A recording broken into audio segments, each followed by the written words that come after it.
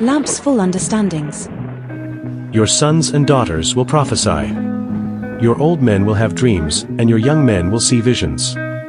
I will even give my spirit to my servants, both men and women. I will work wonders in the sky above and on the earth below. The sun will turn dark, and the moon will be as red as blood before that great and terrible day when I appear. Freely ye have received, freely give. Like, subscribe and share. The Star, May 30th, 7 BC. In the last installment of the Nativity Celestial Signs, we covered a series of signs that began with Gabriel meeting Mary.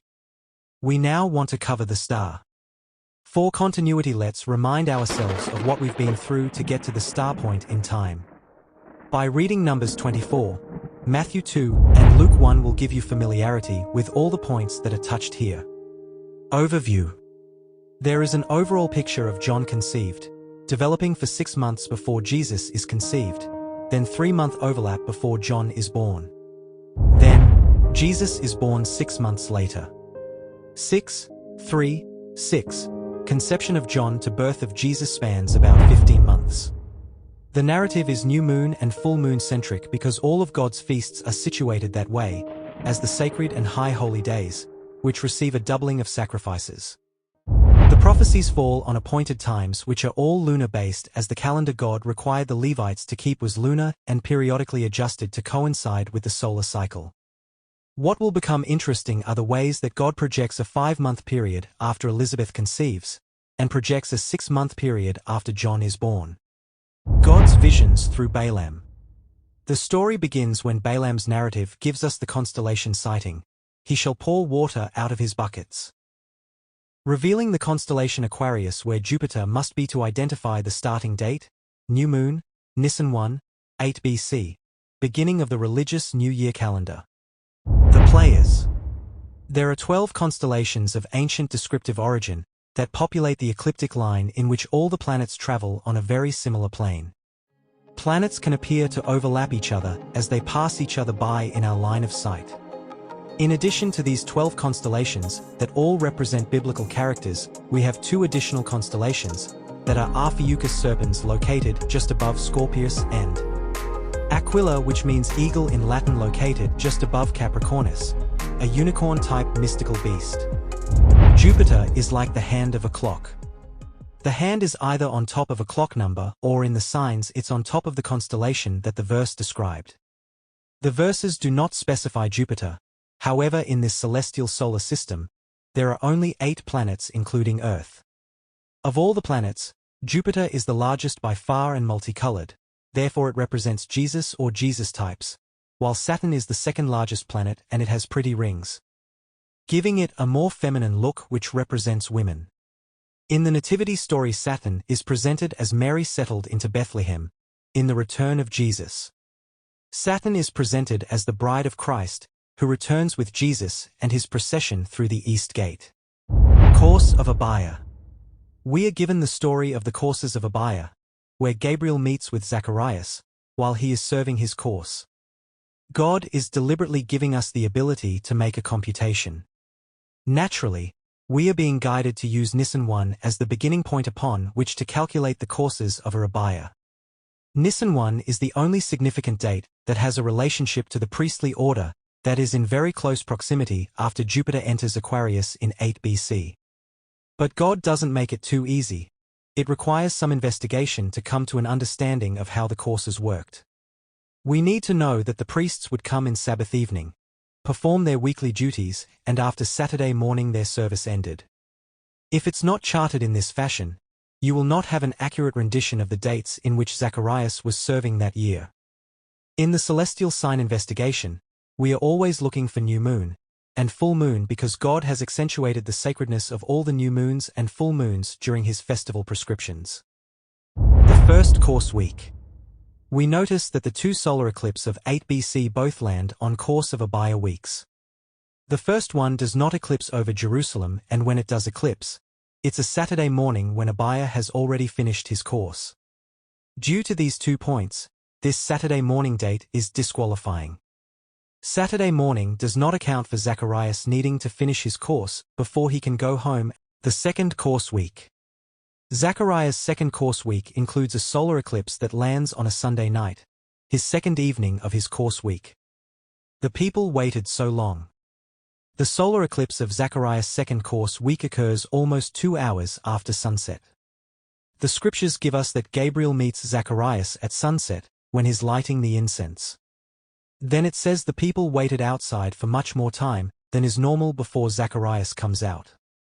The amount of time is about 1 hour and 50 minutes between sunset and the solar eclipse. The timing of the solar eclipse allows us to compute how much time the people had to wait. God told Moses that he would meet with the priests in the evening to speak with them, so people routinely waited in the evening for the priest to come out. So he could tell them what God may have said to him, and therefore through him the priest said to the people. Conjugation of John.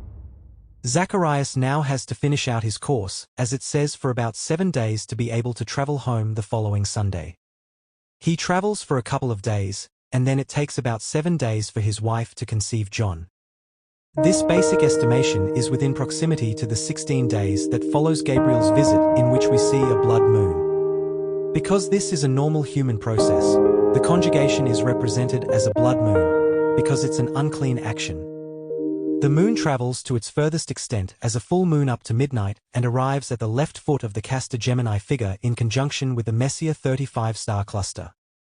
A star cluster looks like a female egg with stars as cells multiplying inside the egg.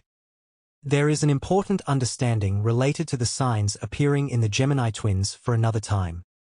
Elizabeth hiding. How does God connect the time between the conception of John and into the narrative of the conception of Jesus? The pattern is that the celestial signs are continuously connected by time frames that have a biblical answer.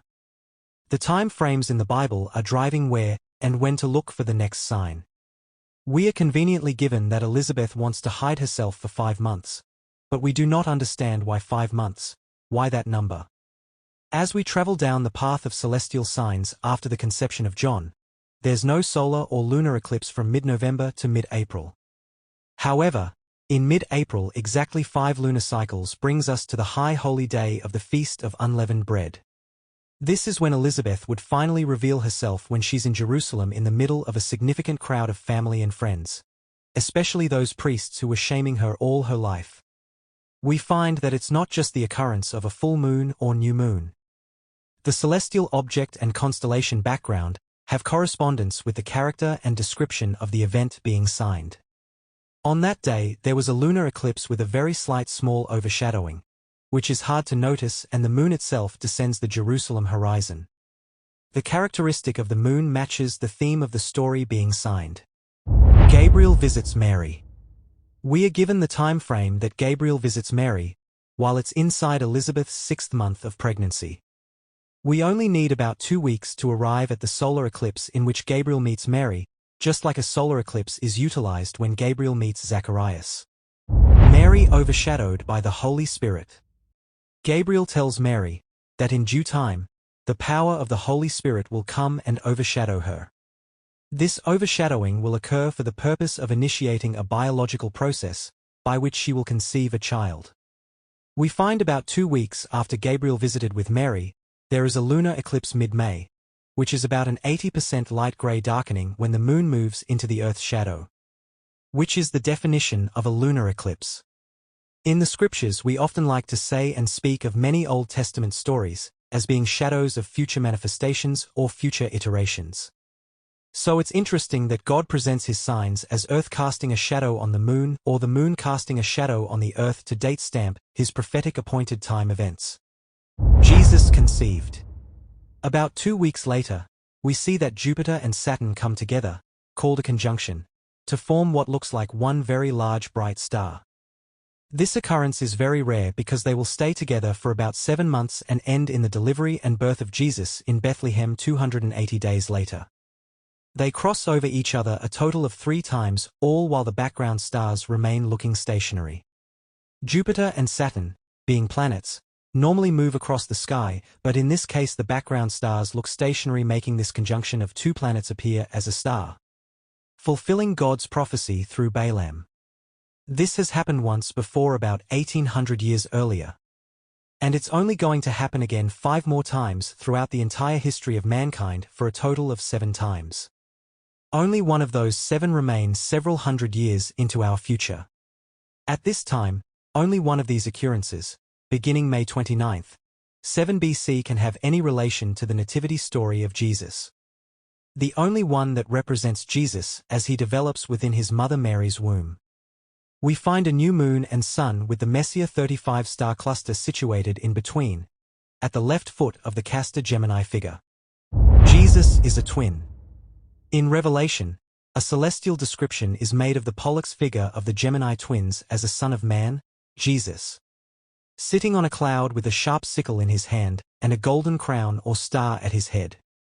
The Pollux constellation image is of a young boy sitting on the cloud of the Milky Way.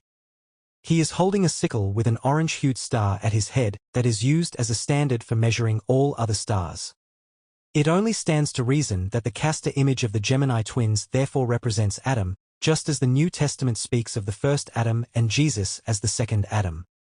The New Testament Holy Spirit-imbued writers knew that there should exist a concept in which Adam and Jesus must be understood as twins. When you say first Adam and second Adam, you are specifically implying identical twins. Exactly how was Jesus born? The Gemini twin constellation is informing us by what biological method in which Jesus was born, that is through a cloning operation to produce an identical twin of Adam. This type of medical procedure mankind has done.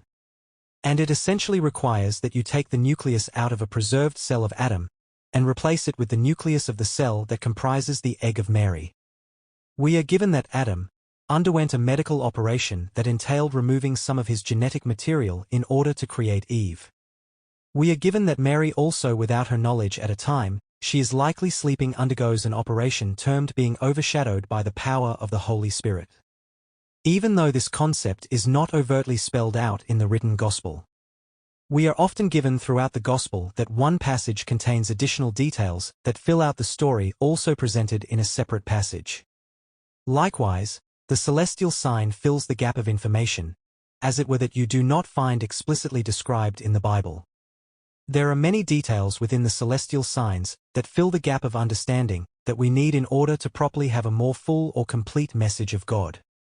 It is no wonder then why the Bible contains 3 other twin situation occurrences which provide important shadows of the fact that Adam and Jesus are also twins, which makes the 4th occurrence. The temple is founded on the concept of 4 square, providing the importance of things having 4 witnesses. The day Jesus exists as a growing human. We find one day after the scientific new moon, May 29th. The religious new moon and its first crescent can be seen May 30th. As this happens, the moon is on the chest of Pollux. The cells of Jesus begin to divide on May 30th. As a result, when he is born March 5th, 6 BC, his normal human gestation period is 280 days. Mary visits Elizabeth. We are given that very shortly after Mary has conceived, she hastily goes to visit Elizabeth. After 3 months, John is born and Mary leaves. Between John's conception November 18th, 8 BC, and John's birth, August 25th, 7 BC, is 280 normal human gestation days. John is said to fill Israel with the impending light of Jesus upon his arrival. When he is born, the sun is in Virgo towards her shoulder, Mercury is at her waist and Venus is at her feet. The entire Virgo, the woman that represents Israel, is filled with light. Traveling with the star. On the day that the conception of Jesus begins, the star also begins. The star would have been easily noticed by the Persian astronomers. Then, a total solar eclipse occurs October 23rd, 7 BC through the Middle East with its central line through southern Saudi Arabia. Did the angel Gabriel visit with the wise men on a solar eclipse? It was a solar eclipse when the angel Gabriel visited Zacharias and Mary. We often wondered, how did the wise men figure out that the star which represented the birth of Jesus was the meaning of this apparent star-looking event unless they were given help? We will follow the star, God's way of allowing us to travel the 280 days in which Jesus is developing within the womb. The astronomy application allows us to see with our very own eyes what the wise men actually saw. Sighting the star. Before reviewing the details of the star event, let's watch it play out without interruption through to the birth date. As you're watching, you will see that Jupiter comes up from behind Saturn and catches up to it, because its orbital period is much faster, being about 12 years, whereas Saturn is about 30 years. Jupiter passes Saturn. Approximately 5 months later it will retrograde and pass Saturn again.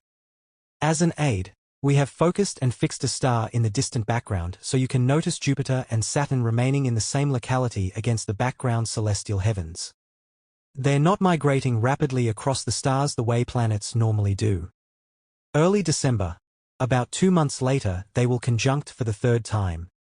During the period December to February, they begin to split apart as Jupiter moves across Pisces.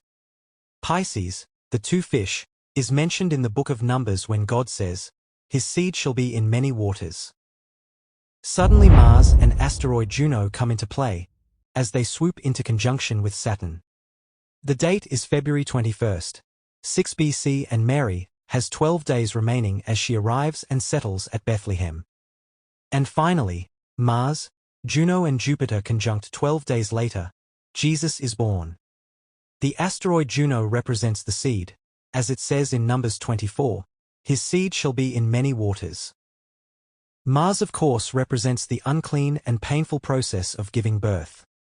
Jupiter represents Jesus. Saturn represents the female. The comet. In addition to the objects Mars, Jupiter, and asteroid Juno lining up on February 21st and lining up again March 5th, 6 BC, 12 days later when Jesus is born. The comet 2P Encke joins the other three to make 4 planetary objects lined up in both of the Saturn and Jupiter positions that represent Mary settling into Bethlehem and Jesus being born. The asteroid is too small to see as we focus on the comet in this video, but it is there of course since the time has not changed. As we move through the days, starting with the 4 lined up at Jupiter and follow the comet lights up as it goes through to about the day that Jesus is presented in the temple. The comet changes course in motion, highlighting the moment when Jesus is receiving honor and glory during his presentment in the temple. It is particularly confirming that the comet lights up at this time. The comet accentuates the glory of the birth through to temple presentment.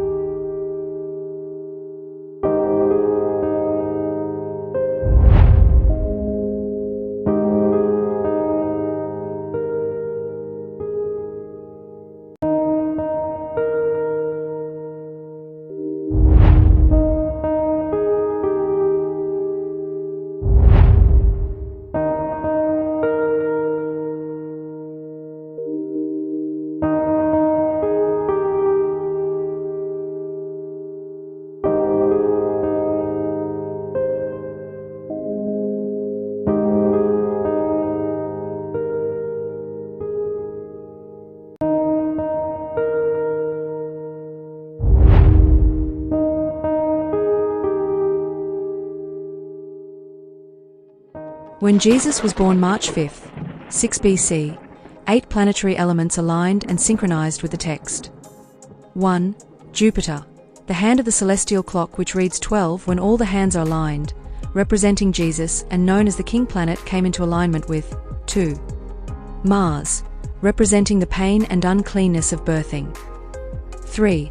The comet, 2P Encke aligned, and shortly will light up when Jesus is presented in the temple the 45th day. 4. The asteroid Juno, representing the seed of Numbers 24 verse 7, aligns, making a conjunction of 4 bodies. 5.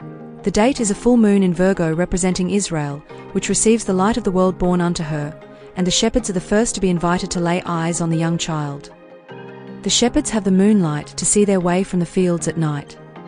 6. Sun was aligned close enough to the comet for it to develop a bright tail that then illuminated the day Jesus was presented in the temple. 7. All located in the constellation Pisces, the constellation surrounded by other watery constellation characters. Numbers 24 verse 7. His seed shall be in many waters. 8. The Earth is located with a vantage point to see all these things from our perspective.